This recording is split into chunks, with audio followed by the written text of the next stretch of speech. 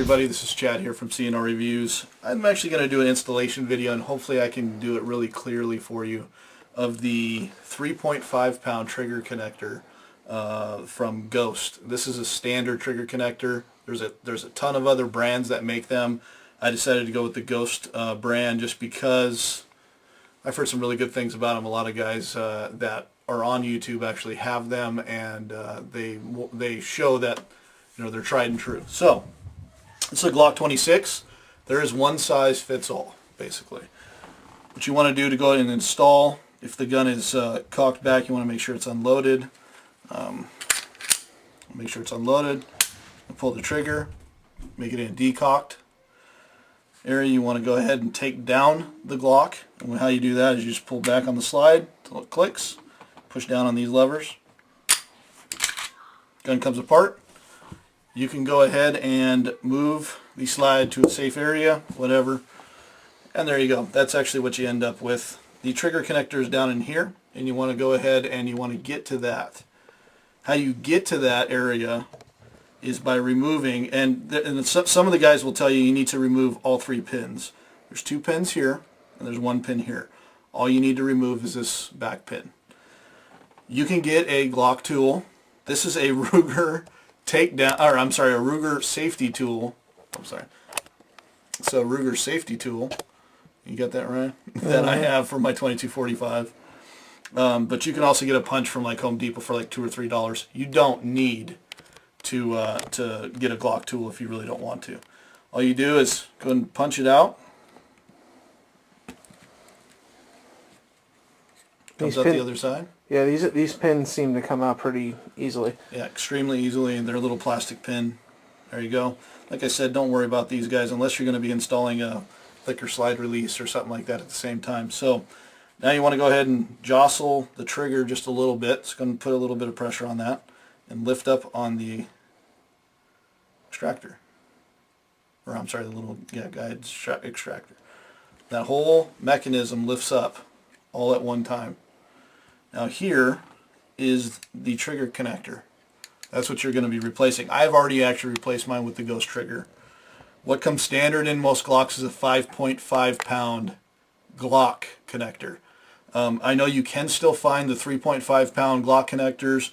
When I did look, they were like $30 and they were kind of hard to find. So just be aware of that. How you remove this, you want to go ahead and put your thumb back here, apply some pressure backwards and to the side, and it just pops open like that. Let's go ahead and do that again.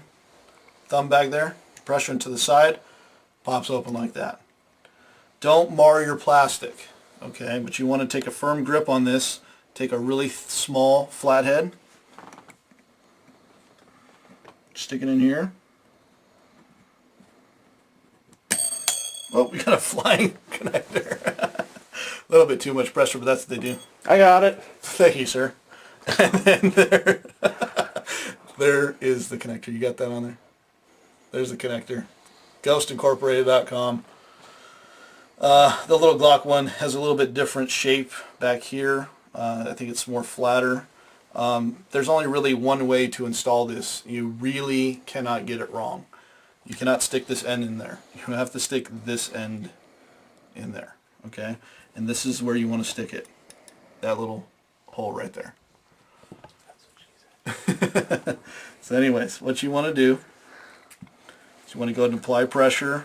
Hold it still. Hold it steady. You want to go and stick this in there. Let's go ahead and see if we can get this to go in. It should go in pretty easy. You want to make sure it's nice and flush. Put pressure on it, make sure it's seated all the way.